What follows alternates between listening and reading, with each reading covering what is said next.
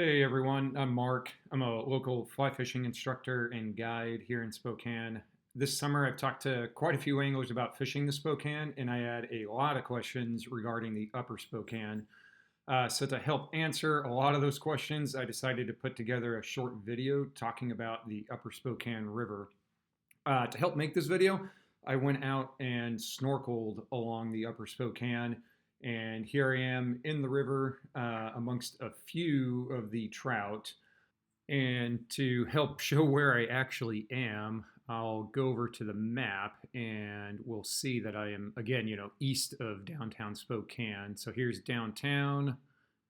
I'll zoom out and then head east of downtown over to where Sullivan Road crosses the Upper Spokane. And I snorkeled around Sullivan Bridge on August 17th, and it was 90 degrees out that day, but the water temps were really, really cold.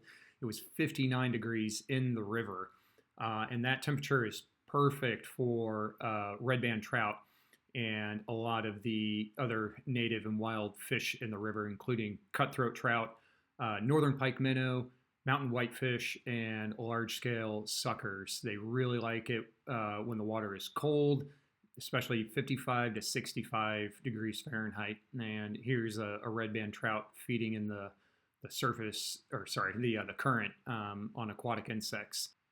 And it was really fun just snorkeling in the river and just checking them out and swimming around with them. But let's compare that spot with another place just 2.5 miles upriver of Sullivan Road, and this is over at Barker Road. Again, 2.5 miles upriver. So here I am snorkeling in the river with my dog. But water temperatures were much, much warmer on the Stretcher River. They were actually 74 degrees. And at that temperature, red band trout and other native Spokane fish don't survive. So instead of finding trout, you'll actually find smallmouth bass. And these bass are invasive to the river. They were not historically native to the river and were actually first observed in the Upper Spokane around the year 2000. And these bass love it when the water temps are in the 70s and 80s. And I found a few pretty large smallmouth bass in there as well. I did find, surprisingly, some native fish species, including these northern pike minnow. So apparently they can tolerate much warmer water temps than red band trout. I also found just a couple bluegill that were hanging out by this old beaver lodge. But here's the big question. Why are the fish species so different at Barker Road compared to Sullivan? And to help answer that, we're going to zoom out and again head east across the Idaho-Washington border and to a spot where the Spokane River starts to look really different. Looks much wider in this area, and that's because it is backed up by the Post Falls dams, which are located right over here in Post Falls, Idaho. The Spokane River actually starts over here at Lake Coeur d'Alene and it flows westward. But since it gets backed up by the Post Falls dams, the water is actually really slow and it gets really, really warm during the summer. And that's important for us to know because that reservoir heats up, and as that warm water kind of makes its way towards the dams, right here, warm water enters the dams, and then warm water exits the dams to continue flowing westward down the Spokane. So that helps to explain where those warmer water temps come from during the summer when, you're kind of out there and the water feels like it's, in a bathtub, like it's warm, it's 70, 80 degrees. But it doesn't really answer the other part of the question, such as where does cold water come from? All that cold water that our native fish really, really love and that they need. So we're going to go back to the area around Sullivan Bridge, and we can see just how crazy different the water temperatures are.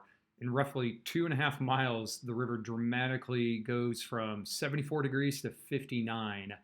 And that's a huge drop in water temperature over a pretty short distance. And the predominant reason why it goes from 74 degrees to 59 is because of something underneath us. It's the Spokane Valley Rathdrum Prairie Aquifer, and it's highlighted brown in this map. And this aquifer is not only the source of our drinking water, it's also the lifeblood for our native fish in the river. Importantly, though, the aquifer only bubbles up and recharges the Spokane River in certain places, and we can see that on the map where areas are highlighted in blue, and that's where the river gains water from the aquifer. That's where water is bubbling up from the aquifer and sending cold, clean water in, such as right here at Sullivan Road, where it crosses the river. Downstream, the water is very, very cold, and that's because that aquifer is just sending that cold, clean water up into the river to help out native fish. Another spot is right over here, which is below the Spokane Falls, and that's another stretch of the river downstream that just continuously gets charged with cold, clean water, which is very helpful during the summer. It's really different up here downstream of the post-fall dams, where the river is actually losing water to the aquifer. So water is entering the aquifer. It's not bubbling up from underneath. And so warm water is coming out of the dam. Warm water is continuing to flow down the river, and then the aquifer is not recharging at all. And so that's why at places like Barker Road, the water stays warm. It's not being helped out by the aquifer there. And that's why we can find fish species like smallmouth bass over at Barker Road, because the habitat, the water temperature is more conducive for them. But that's not how things have always been on the Upper Spokane. In fact, in the past, there used to be thousands of native red band trout located in the Upper Spokane below the Post Falls dams.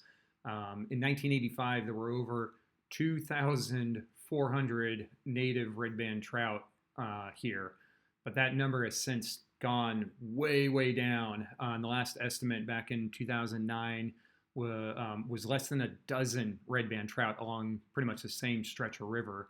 There are a number of reasons why red band trout and other native fish species, their numbers have plummeted. One big reason is climate change, which has reduced snowpack levels, which historically helped supply the river with colder water throughout the summer. Another big reason is because of the Post Falls dams, which then block the Spokane River, causing it to warm up considerably throughout the summer. And of course, the introduction of non-native smallmouth bass, which eat red band trout and other native fish species on the Spokane River. And of course, again, smallmouth bass are non-native to the Spokane. They were brought into Lake Coeur d'Alene and then made their way into the Upper Spokane River, where the water temperature made a habitat that was suitable for them. And again, first observed in the river around the year 2000. Now, over the past few years, the Washington Department of Fish and Wildlife has been trying to address the issue of incredibly low numbers of red band trout. And the way they have been going about that is by killing smallmouth bass on the Upper Spokane River. WDFW has been killing smallmouth bass from the Idaho-Washington border to Harvard Road, and since the year 2020, over 8,000 smallmouth bass have been killed on this stretch of river between State Line and Harvard Road. And right now, the plan for WDFW is to continue killing the bass until the year 2025, next year, when they'll reassess to see if some of the red band trout numbers come back. So this is why when a lot of anglers talk to me and they say, hey, I fish, the Spokane River between the Washington-Idaho border and Harvard Road. And over the past few years, I go out there and I hardly catch anything anymore. And a lot of these anglers that I talk to, they fish this part of the Upper Spokane during the summer months from mid-June to late September. And it's not surprising that they don't catch anything there because most of the smallmouth bass have been killed off and the water is just way too warm for any native Spokane fish to even survive. So you're literally casting your line into empty, barren water. However, across the state line, Idaho is not killing any smallmouth bass, so you can still catch them there. And then, some of the bass come across state line, so you can catch them around Harvard Road. You can also find smallmouth bass at Barker Road because WDFW is not killing any smallmouth bass downstream of Harvard Road. And then, of course, when you get to places like Sullivan Road, where the aquifer starts to recharge the river, you'll find native fish in that area as well, like your red band trout. Now, I am a proponent of looking after our wild and native fish species here in the Spokane River, and the red band trout are listed as a species of greatest conservation need.